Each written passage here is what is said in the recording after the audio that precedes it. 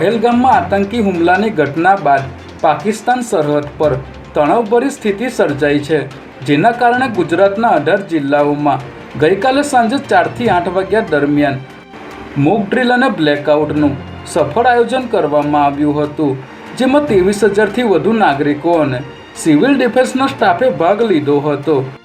બ્લેકઆઉટને લઈને સમગ્ર અમદાવાદ શહેરમાં 30 મિનિટ સુધી સંપૂર્ણ અંધારપટ છવાઈ ગયો હતો.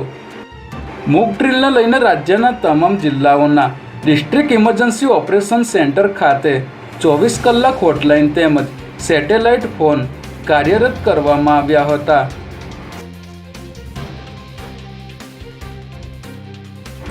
મની લોન્ડરિંગ કેસમાં ઈડીએ બીજા દિવસે પણ દરોડાની કાર્યવાહી યથાવત રાખી હતી, જેમાં ઈડીએ વકફ બોર્ડની 100 કરોડની જમીન પર કબજો જમાવી દેનાર સલીમ જુમ્માખાન પઠાણ અને તેના મળતિયાના અમદાવાદ અને ખેડામાં મળીને કુલ 10 પ્રિમાઇસીસમાં દરોડા પાડ્યા હતા.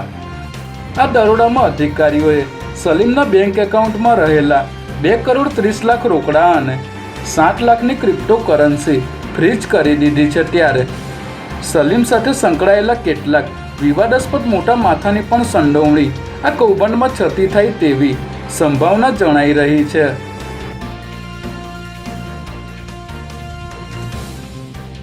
આ વર્ષે ગુજરાત બોર્ડનું ધોરણ 10નું રેકોર્ડ બ્રેક 83.08% પરિણામ જાહેર થયું છે, જે ગત વર્ષ કરતાં 0.52% વધુ આવ્યું છે, જેમાં વિદ્યાર્થીઓનું પરિણામ 79.56%, જ્યારે વિદ્યાર્થીનીઓનું 87.24% પરિણામ આવ્યું છે. આ વર્ષે ધોરણ 10માં 8.92 લાખથી વધુ વિદ્યાર્થીઓએ બોર્ડની પરીક્ષા આપી હતી, ત્યારે આ વર્ષે 89.29% સાથે સૌથી વધુ પરિણામ ધરાવતો જિલ્લો બનાસકાંઠા બન્યો છે, જ્યારે 72.55% સાથે ઓછું પરિણામ ખેડા જિલ્લાનું આવ્યું છે. સાથે જ આ વર્ષે 1574 સ્કૂલોમાં 100% પરિણામ આવ્યું છે.